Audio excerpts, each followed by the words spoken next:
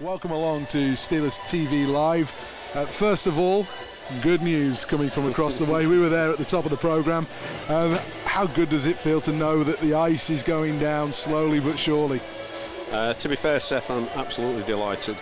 You know, we've had 3 weeks of what I can only call really tough times, and right now I know the ice is ready for the weekend. We're going to play in the Motor Point on Saturday night. How hard, from a business perspective, and let's face this, you're somebody who's passionate about hockey, but you're a businessman first and foremost. The Sheffield Steelers has to run as a business. Having gone through the lean times where you don't get the money in the summer with the weekly gates, how hard does it hit you? It's very hard. You can't quantify the damage it's done to the Steelers right now. We're going to take a step back. We're going to wait until we're back at the Motor Point, and then when the dust settles a little bit, then we'll have a look at just how much damage is being done to the Steelers. Not just the Steelers, but to the actual Steelers brand as well.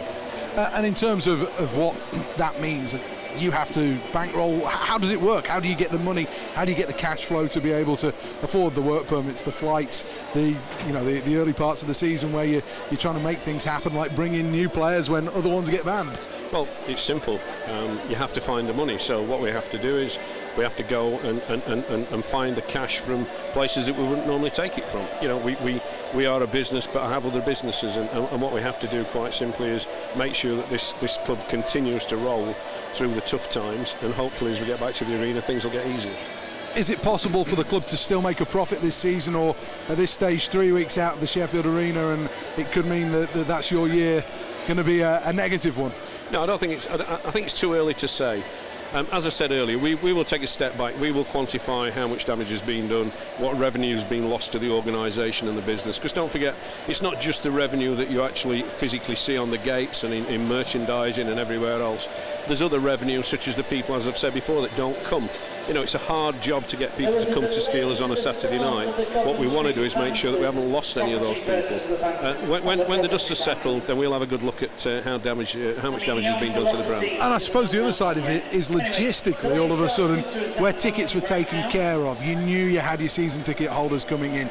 All of a sudden you're having to scramble to try and get tickets sold for this place where you've got season ticket holders phoning up saying, I want my seat, have I got to pay for another game? You know, what's going on? Tonight, at the entrance to Sheffield, it has been absolutely horrendous. Yeah. We've had people turn up with arena tickets.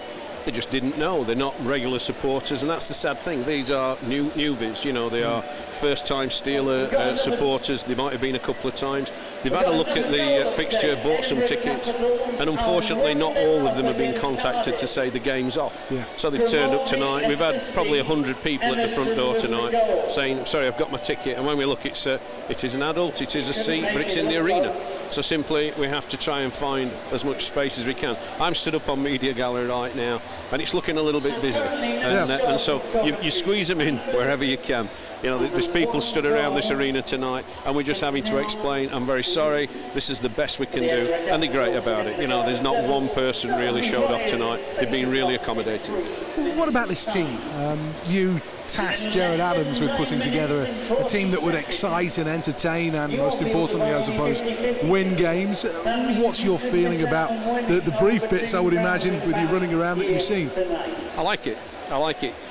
As I've said from day one, a winning team's the be-all and end-all in certain areas. But, you know, there are people who leave this arena or the Motor Point after a game and they say, well, that was okay, we won, but it's not everything. There was something missing. And some nights you do find that entertainment suffers for a winning scoreline. And what I've asked Jared to do is put together an entertaining team, obviously a winning team. But, you know, the guys that played in the last game of last season, that was an entertaining team. They won the playoff final. How, you know, we don't really know, because we were always underdogs. We hadn't played well through the season, and consequently we were playing against the league champions who'd walked away with the league. But he managed to put on not only a winning team, but an entertaining team. And I've asked him to do the same again this season. We have to have entertainment. This place tonight is sold out, and this is the third weekend in a row Sheffield has sold out. It's never happened before in ice hockey. And I hope, quite honestly, it never happens again, because if it does, it means that we're back here three weeks in a row. But fingers crossed. I mean, tonight should have been a 6,000 crowd for the Belfast Giants in the Motor Point Arena. we've got 1,500 fans in here. I apologise to the ones who are listening at home right now who can't get to the game or couldn't get a ticket. But I can assure you that next Saturday night there'll be 6,000 or 7,000 fans in the Motor Point, and we'll be there. We'll be cheering the team on with everyone else. It was a bold decision, isn't it, from Gerard Adams to have won the playoffs, but then not just take a scalpel out and re-sculpt this team. I mean, this was major surgery and possibly life-saving surgery to this group of players. You know what? At first, I didn't realise that I should do. I own the club, but I didn't. You only signed a cheque. I honestly didn't realise until the guys were coming along and we were signing new people and we were getting more sort of names in front of me. Yeah, it looks good. Okay, that's the deal. Let's sign him. And then I realised that we'd lost all 8 of the imports that were available to go. The 3 that we kept are on 2-year deals. Absolutely delighted to keep them. But then you realise he's taken every single import out of last season that he could have taken. And you think, well, he's obviously got a method there. He obviously knows what he's doing. And Gerard's built a team. Many times I've spoke to him since last season, and he said to me numerous times, I want a team that comes out fast, that breaks fast. I want a team that's exciting. I want a team that might stay a little bit exposed at the back, but most of the time the fans will be on the edges of the seat. And I've got to be honest tonight and say it's a 2-2 game, but we're still on the edges of our seats tonight. It's fast, it's entertaining, and it's the type of hockey that people want to come out and enjoy on a Saturday or Sunday night. Right, give me that hat. Here's your Elite League chairman hat. Department of Player Safety, one of the new things for this season. It's caused no end of debate on social media. You've already felt the force with Mark Thomas missing out on a game. There was a big ban that was handed out and then reduced. First of all, what's it all about? What do you feel about it from that respect? I think with DOPS, as it's called, Department of Player Safety, you've got to give it time, like everything that's new. Give it time. Don't criticise what you don't understand is the message. We've had discipline in this league, and there's been criticism levelled at the league owners and the players and the officials from day one when I started with the Steelers. And you sort of take all that on board and say, well, whatever we try and do each season, it never seems to be enough. People never seem to be happy with the results. No one's going to be happy if it's against your team. But, going forward, give it time to settle down. DOPS is a good system. It's a system whereby by, say, midnight, 2 o'clock on a Sunday morning, the Saturday night games have been uploaded into DOPS, and there are people, not just in this country but in Europe, looking at these tapes, and the cuts have been made, the clips have been taken, and someone's saying to them, can you have a look at this incident at 5:06, or can you have a look at this one in this game? And they're making their judgment calls on them. And quite simply, there are people better than me and who know an awful lot more about the game than you and I do, sort of taking a good view and saying, well, I think this is a whatever, And last night is a classic when I think it was Danny Stewart up in, was it Dundee? He got... Jeff Hutchins. Jeff Hutchins, I do apologise. That's how much I know about hockey. Okay, but he got called from last night's game, just like Tomo got called last week. And you don't find out about it till sort of early afternoon. But the calls are right. These people can review the tapes and they can make the call.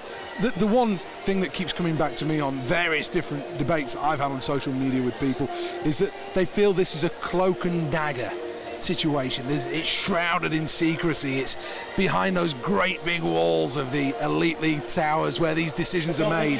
They're concerned they don't know who's in charge of the Department of Player Safety. First of all, do you know who's in charge? Do you know who's involved in the process? And does it make a difference that we don't know? I don't think it makes any difference. Yes, we know who runs Department of Player Safety. Do we know all the names around Europe and around the UK that actually make the call at night? No, we don't. It's as simple as that.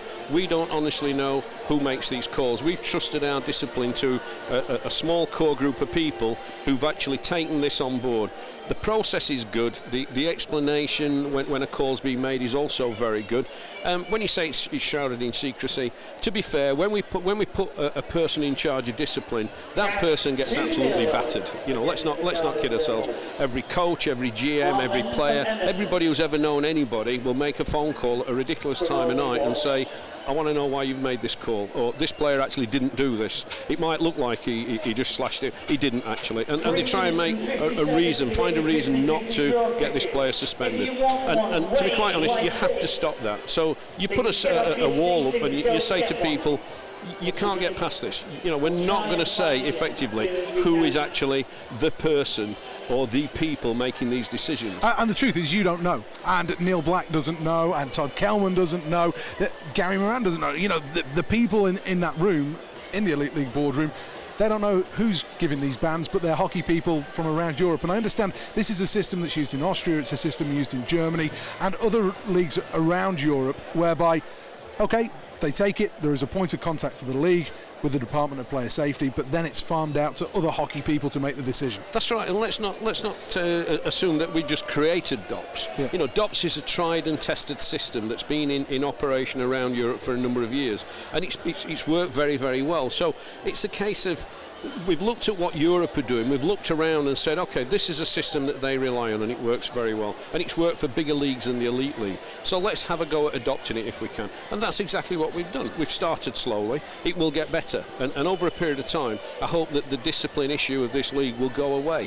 We're a good league, we're not a league where people come to sort of drink beer and play ice hockey. It's not that anymore. The Elite League is as good as it's ever been for a long time. It's not even a league where you just go, you get your masters, you get your doctorate, you get your degree, and you play a bit of hockey on the side. You ask any of these guys that are sat in those dressing rooms right now, and I guarantee they don't think it's anything but a top class league.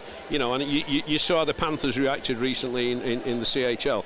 They didn't do too badly compared to the payrolls that they were playing against and the quality of players. We're not that far away. And parity as well. Looking at the opening weeks of the season, okay, we had a lopsided result here 7 days ago, but you look at last night's games and one goal separating each team or overtime, and the separation again comes there. It's a very, very close league. It's getting closer all the time, and we knew in the summer, we absolutely knew that the teams were stacking up to be very, very strong. There's a couple of teams that maybe have not quite got their eye on the ball, but they'll get better. They will bring players in. They will chop and change a little bit at this time of year until they get to a point where they say, okay, we're happy with that. But this is going to be the closest Elite League for a number of years. Exciting times. Frank Doyle is just getting himself ready to step out onto the ice. I say a big thank you to Tony Smith. Tony, just before I let you go, what about this final period? What about this group? First of all, are you going to be able to watch it? Are you going to be able to enjoy the fruits of your labour? No, we'll be working for the next 15 minutes. We'll catch the last 5 minutes, and then we'll fingers crossed we'll come away with a win tonight. Appreciate your time and your honesty. That's the Sheffield Steelers owner and the chairman of the Elite League, Tony Smith.